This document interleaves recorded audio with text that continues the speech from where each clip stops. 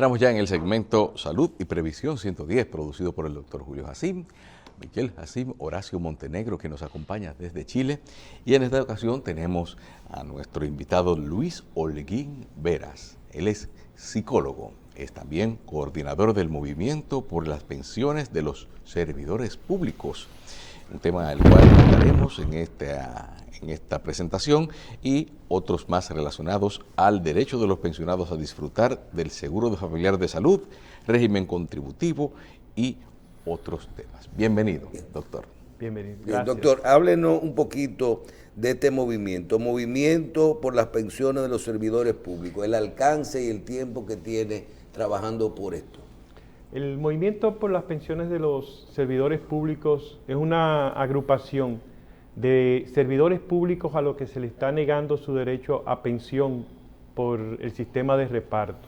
Un derecho que es adquirido por haber estado trabajando en el Estado antes de que se promulgara la ley 8701, y además de servidores públicos participan algunas organizaciones que apoyan estos reclamos.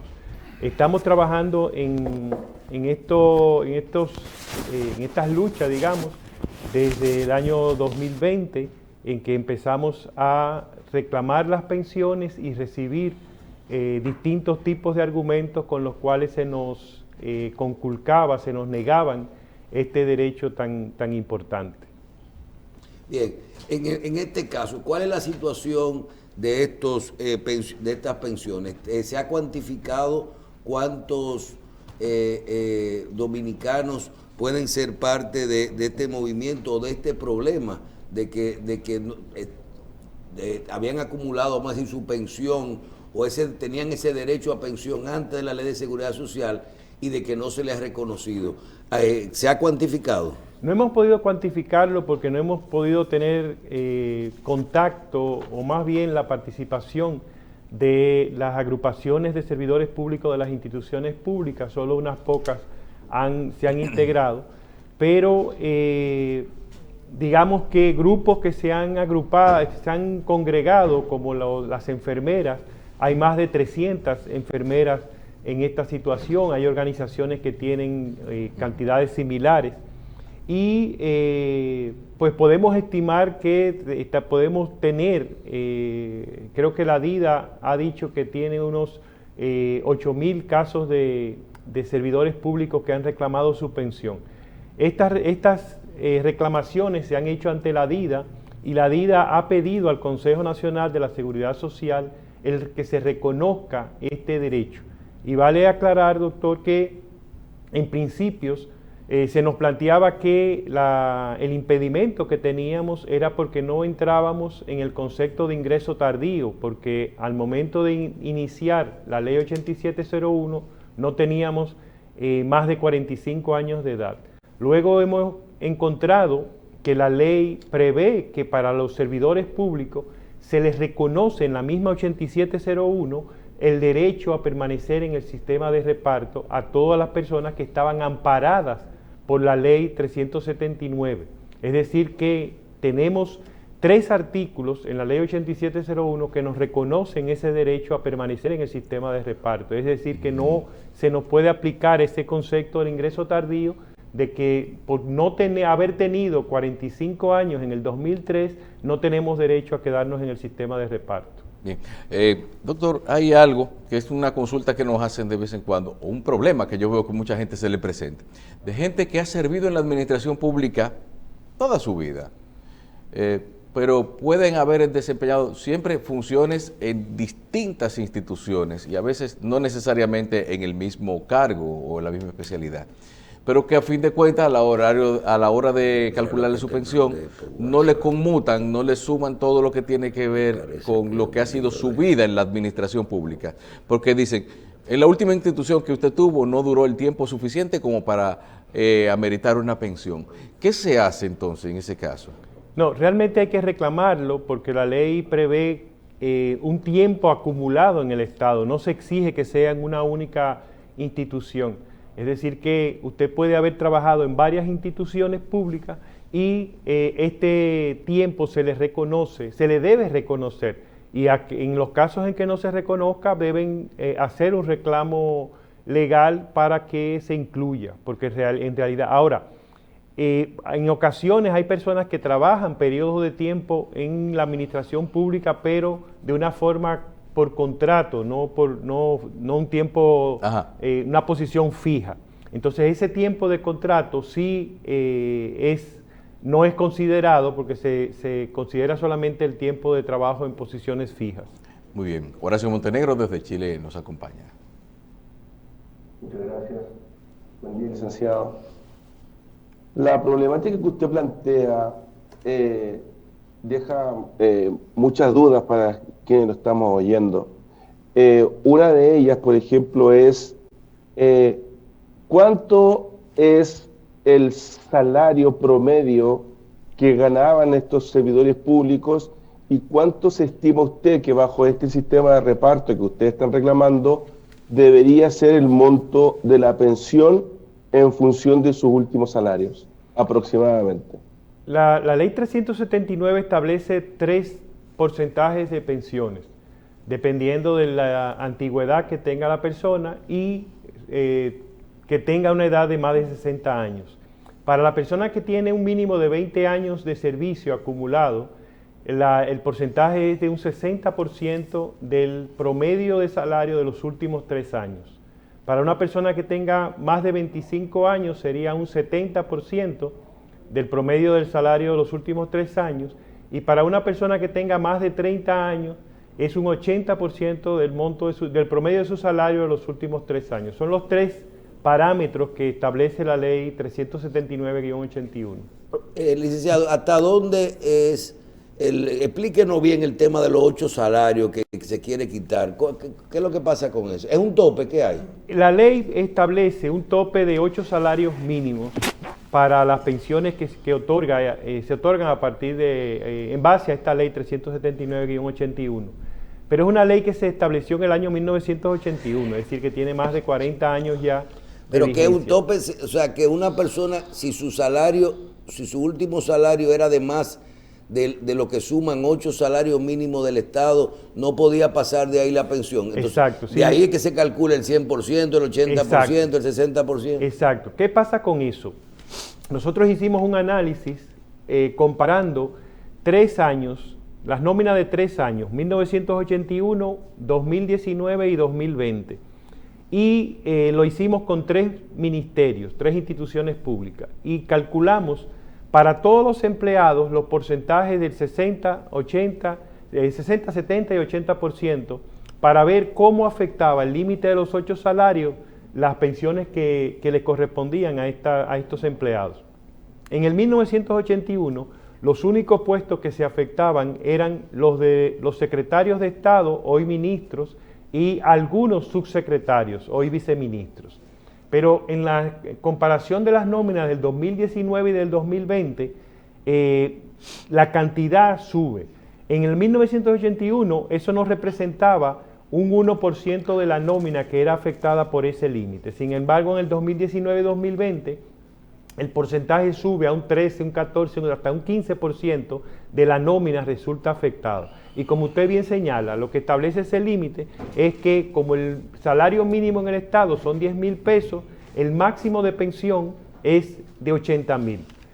Y una persona que gane, por ejemplo, 120,000 pesos, que le tocaría algo más de 80,000 pesos, recibe 80,000. Yo sé que no tiene necesariamente que ver con el tema que usted maneja de las pensiones, pero mucha gente lo confunde, y es el que está registrado en la Seguridad Social como un empleado normal. ¿Existe algún tope en base a sus ingresos, a su salario, por el cual cotiza en la Seguridad Social, que hasta ese tope, vamos a suponer, una persona que gane 300,000 pesos mensuales, cotiza el mismo porcentaje que el que gana 15,000 o 17,000, o hay un momento en el que si el salario es muy alto, ya tú no cotizas más? En el caso de pensiones, el tope es 20 salarios mínimos. De pensiones. En el caso de pensiones, en el caso de salud creo que es un 10%, un tope de 10 salarios. O sea que más o menos ahí cambia el porcentaje de Claro, cotización. pero una de las propuestas que hemos hecho es que se elimine el límite de los 8 salarios, como han hecho las instituciones que tienen planes particulares de reparto, Banco Central, Educación y todos los demás planes de pensiones. Incluso el Ministerio de Relaciones Exteriores en su ley orgánica incluyó que se van a usar para los pensionados, para sus empleados que se pensionen, los 3% que establece la ley 379-81, pero que no se va a aplicar ese límite. Y nosotros lo consideramos justo. Lo que consideramos injusto es que solo esas 7 instituciones, más o menos, que no contemplan la aplicación de ese límite, sean las únicas que lo apliquen. Consideramos que debe generalizarse a todos los servidores públicos.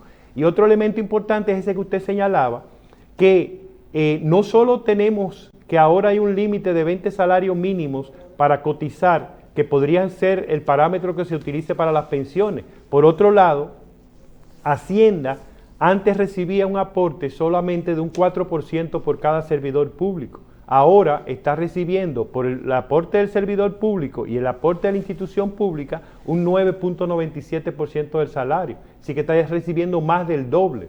Entonces, este límite, así como ellos están recibiendo más, porque la ley 8701 contempla una cotización de un 9.97% y establece un salario cotizable de 20 salarios mínimos, ellos podrían también flexibilizar y llevar o eliminar el límite de los 8 salarios o llevarlo a 20 salarios mínimos.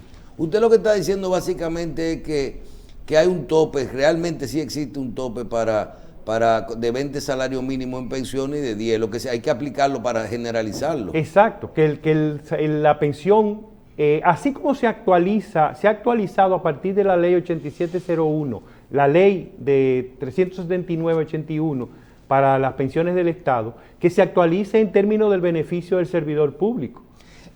En el caso de los servidores públicos pendientes de las pensiones, ¿qué soluciones hay y en qué tiempo? Usted tiene desde el 2020 luchando por eso. ¿A dónde está eso? ¿Se hizo alguna instancia?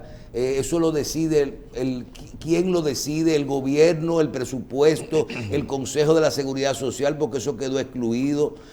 No sé si que era el Instituto de Seguridad Social, lo que era el IDCS pasó a ser otra cosa. Hablen un poquito del estatus actual. Mire, hay un aspecto que es bueno explicar antes para comentarle entonces lo que consideramos que es la solución. Hay un artículo que plantea que los servidores públicos que pasen al sistema de una AFP, al sistema de capitalización individual, no pueden volver al sistema de reparto. Y eso es un párrafo en un artículo que lo establece. Ahora bien, hemos encontrado que el Consejo Nacional de la Seguridad Social y la Superintendencia de Pensiones, en 2 resoluciones cada uno, es decir, que en 4 resoluciones de estos 2 órganos de máximo nivel de rectoría del sistema de pensiones dominicano, establecen que la afiliación al sistema de pensiones se hizo con desinformación, desorientación e incluso que hubo traspasos automáticos. Nosotros consideramos que esos 3 aspectos, esos 3 incidentes con los cuales se hicieron la afiliación al sistema de pensiones son un reconocimiento de faltas que demuestran que hubo incumplimiento del debido proceso de afiliación que manda la Constitución. Y nosotros consideramos que debe excluirse la aplicación de ese impedimento a volver al sistema de reparto, porque tenemos testimonio de servidores públicos que la misma DIDA, la Dirección de Información y Defensa de los Afiliados, le dijo, no, a ti te conviene estar en una AFP, porque cuando tú tengas 60 años, tú pides la pensión al Estado y luego pides la devolución del dinero que tienes acumulado en tu cuenta de capitalización individual, lo cual es falso, porque el aporte que uno ha hecho, las cotizaciones que uno tiene en su cuenta... Tiene que tener 360. No, para la pensión por capitalización individual, pero si vas a pedir la pensión por el Estado, ese fondo pasa a Hacienda y es parte de tu aporte al sistema de pensión de reparto. Pero fíjese cómo la DIDA desorientó a muchos afiliados diciéndole que le convenía ser afiliado AFP, cuando en realidad, bueno, hubo muchos momentos de indefinición que trajo confusión, pero eso hizo que muchos servidores públicos pasaran a una AFP y hoy se le quiere impedir. La misma DIDA ha entendido los razonamientos que hemos presentado y ha hecho una solicitud al Consejo Nacional de la Seguridad Social para que se reconozcan esos artículos que nos reconocen el derecho. Son el artículo 35, 38, 39, que expresamente reconocen este derecho, e incluso dice el 38, sin importar la edad que tenga el afiliado, el servidor público. Entonces, ¿cuál es la situación? Hay una solicitud que hemos hecho de distintas instituciones y agrupaciones al Consejo Nacional de la Seguridad Social. Hay una solicitud de la DIDA que motivó que el Consejo apoderara a la Comisión Permanente de Pensiones. Y esa comisión no ha podido rendir un informe favorable porque se ha incidentado. Usted sabe que una de las prácticas que se ha dado en la seguridad social es que los sectores, sobre todo el sector empleador, incidenta las tomas de decisiones siempre buscando que se posterguen, que se obstaculicen las decisiones que favorecen a los afiliados. En este caso, como las AFP ganan por el monto que administran, para ellas es muy rentable el que los servidores públicos permanezcan por más tiempo bajo la administración, bajo su cartera, porque eso le indica... Antes de pasar para Hacienda. Antes de pasar, o no pasar.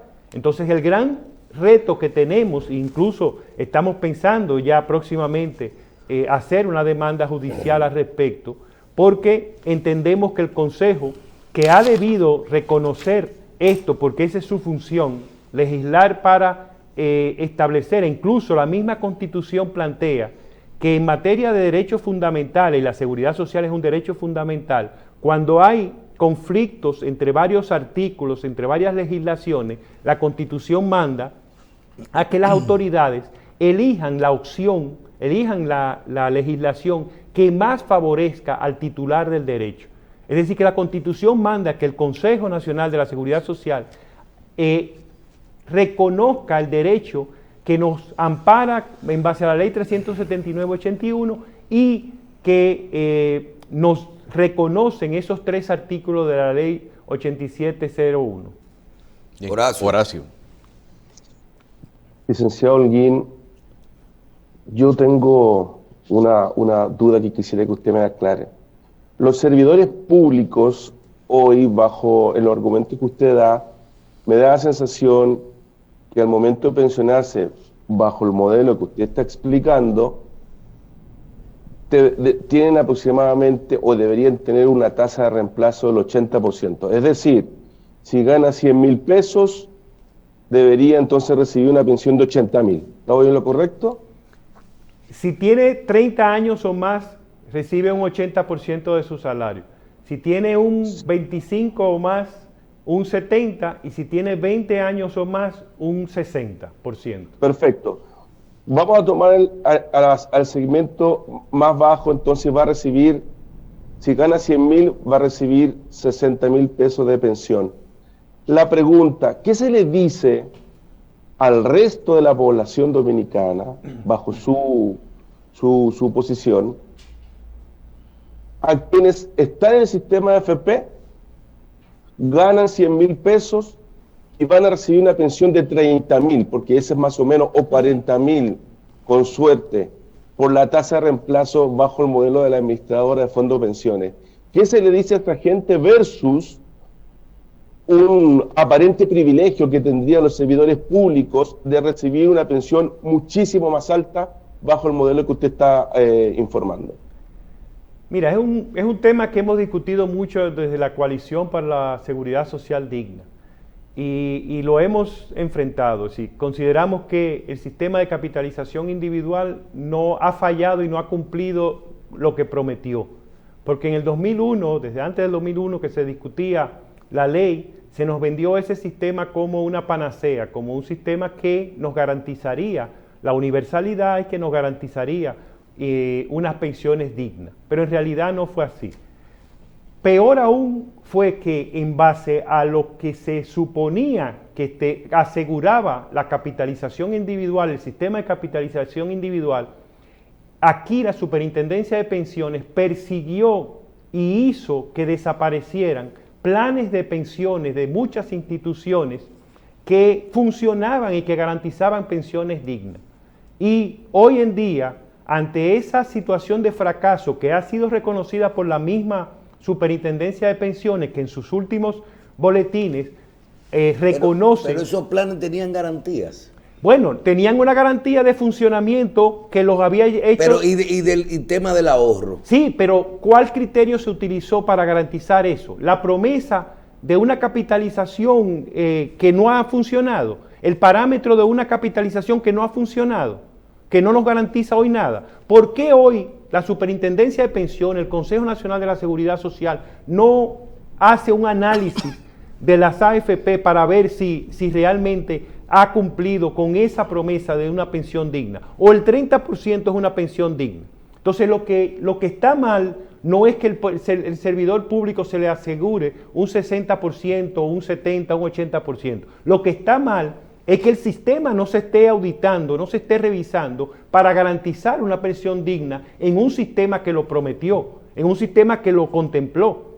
Ahora, lo único que hemos visto en este sistema es que los derechos que están asegurados y han sido incluso mejorados sus beneficios a través de las reformas que se han hecho, son los negocios que están implantados, insertados en la seguridad social. Los derechos de los afiliados tenemos que estarlo mendigando, tenemos que estar aceptando reducciones, limitaciones, exclusiones, desatenciones de los derechos que tenemos. Entonces realmente, ante la pregunta, creo que es penoso que el argumento, uno de los argumentos principales que se exhiba a favor del sistema de capitalización individual es decirle al afiliado, mira ahí tú tienes el monto de cuánto tú has aportado y cuánto se ha incrementado tu valor. Pero es un valor que no sirve para nada, es un valor en papel, claro, que incluso ha sido modificado, porque ahora recientemente en estos primeros meses del año tuvimos reducciones de nuestro balance. Ahora nos dice que nos hemos recuperado porque hemos vuelto a tener incrementos, pero sobre la base de un monto reducido. ¿Quién nos va a compensar ese monto reducido? Entonces tenemos realmente un sistema que debería ser revisado, que debería ser modificado, y la propuesta es que se elimine la AFP como una obligatoriedad y que realmente la obligación esté bajo un sistema de reparto y que se garantice lo que establece la Constitución de un derecho como derecho fundamental a una pensión digna, que verdaderamente sea digna.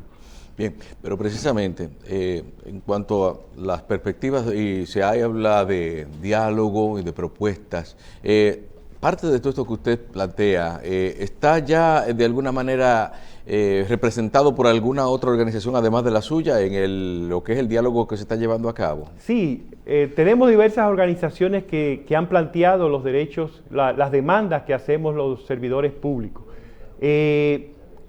Tenemos ahora mismo mucha incertidumbre con respecto a la participación. Hemos participado en las vistas públicas que realizó la Comisión Bicameral de la Seguridad Social, pero revisando parte del documento de la matriz que ellos están trabajando, vemos que nuestras propuestas no están incluidas ahí.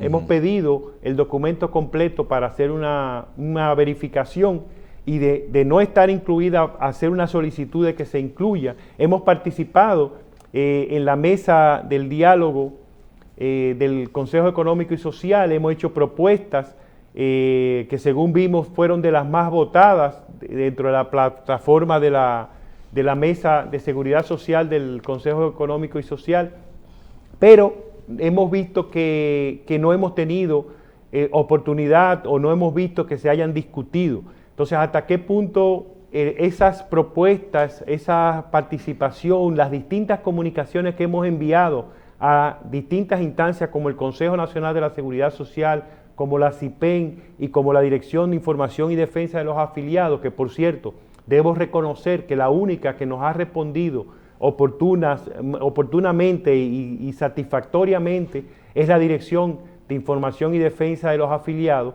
que no solo nos ha respondido algo protocolar, sino que nos comenta y nos argumenta y nos explica los pasos que están haciendo. Así que vaya nuestro reconocimiento a la directora, la licenciada Serrata, de la Dirección de Información y Defensa de los Afiliados, por el apoyo y la receptividad que ha tenido. Pero no es suficiente. Se necesita que la Comisión Permanente de Pensiones emita el informe que le ordenó el Consejo Nacional de la Seguridad Social y que el Consejo pueda tomar una resolución que nos nos reconozca el derecho a permanecer en el sistema de reparto a todos esos servidores públicos que están amparados, que tienen el derecho ya adquirido de una pensión a cargo del Estado. Y eso es algo que la misma ley 8701, y quiero reiterarlo, lo reconoce, y el Consejo Nacional de la Seguridad Social está en el deber de reconocerlo y emitir una resolución que establezca el procedimiento a través del cual los afiliados que somos servidores públicos podamos ser traspasados, nuestra cuenta personal del afiliado pueda ser traspasado a Hacienda y que podamos hacer ejercicio. Hay personas que por faltarle meses, días para cumplir los 45 años de edad que requiere la ley 8701 para que se reconozca ese derecho dentro del grupo de ingreso tardío, no se les da ese derecho.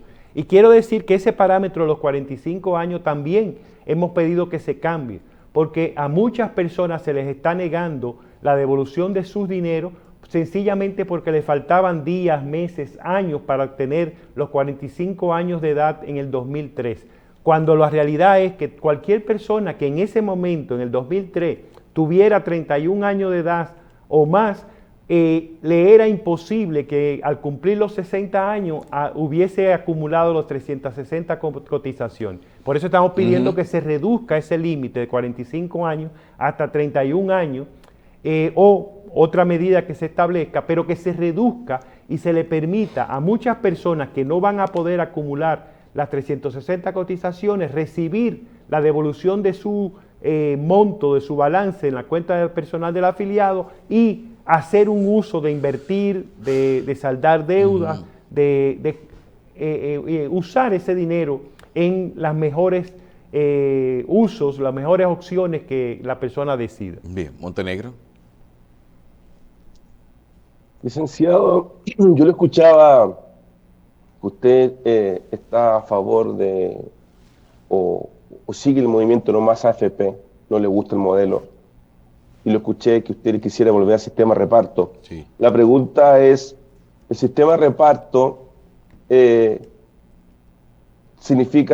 funciona, ¿cierto?, bajo, en simple, todas las personas que están en actividad laboral coticen en el sistema, ¿cierto?, para que los que se van a pensionar puedan recibir su jubilación. Considerando que la población, la tasa de nacimiento, por decirlo así, va disminuyendo en todos los países y en República Dominicana, eso indirectamente va a afectar al sistema porque va a haber cada vez menos fuerza laboral nueva que ingresa al sistema. Y por lo tanto, se dificulta en un plazo de aquí a 20 años, desde mi punto de vista, el financiar bajo un sistema de reparto las pensiones, ¿cierto?, de las personas que ya están en actividad laboral por su edad. ¿Ustedes no están pensando un modelo distinto que no sea el de reparto, sin que sea el modelo AFP y que realmente sea viable, donde el Estado no tenga que invertir un presupuesto multimillonario para poder financiar a su población? Se han planteado distintas alternativas de crear un instituto, por ejemplo, de pensiones que pueda ser quien administre todo el sistema de pensiones, que podría contemplar incluso ese componente de inversiones que puedan hacerse con los fondos y que pueda garantizar ese ingreso de rentabilidades que hagan crecer el fondo. Lo que vemos es que el sistema actual basado en las AFP es un sistema muy costoso, en donde hay una alta inversión, incluso a cargo del Estado, que tiene el 80% de las inversiones hechas en instrumentos del Estado, es decir, que el Estado está pagando intereses por esos fondos que salen también del presupuesto, es decir, un pago que entra dentro de lo que es el costo del Estado. Ahora, lo que sí entendemos es que el Estado, como garante de los derechos fundamentales, es el responsable de la seguridad social, es el responsable del sistema de pensiones. Y entendemos que puede formarse, puede crearse un modelo que asegure la viabilidad, que no esté todo a cargo del aporte del Estado, que haya una participación como la hay ahora de aportes del empleado más un aporte del empleador, y que el Estado pueda también asumir un aporte que garantice, porque así lo establece la Constitución. El Estado es el garante de los derechos fundamentales y no puede, aunque lo ceda en parte al sector privado, siempre sigue siendo el Estado el responsable. Entonces creemos que puede crearse un modelo que no sea el tradicional sistema de reparto, sino que pueda incluir algunas variables particulares que lo haga más factible. Pero lo que sí entendemos es que el modelo de negocios insertado en la seguridad social, tanto en pensiones como en salud, representa no solo un desvío de fondos que pudieran estar reinvirtiéndose en salud, en pensiones, sino también una fuente de distorsión de las decisiones, un elemento que obstaculiza, porque compaginar los intereses de los negocios con los derechos de los afiliados es algo muy, muy difícil. Y sobre todo en nuestro medio, donde tenemos funcionarios que son muy simpáticos con estos sectores y que olvidan su función como representantes del Estado de reconocer, de defender y garantizar los derechos fundamentales de la población. Bien. Gracias por estar con nosotros hoy, el psicólogo y coordinador del Movimiento por las Pensiones de los Servidores Públicos, licenciado Luis Holguín Veras. Muchas gracias por todos estos temas, y también a Horacio Montenegro, que nos acompaña siempre desde Chile cada miércoles. Por supuesto, a ustedes las gracias por estar en esta entrega de Salud y Previsión 110. Este programa estará disponible en nuestro canal de YouTube dentro de unos instantes. Si quiere volver a verlo, comentar, compartir o simplemente analizarlo nuevamente.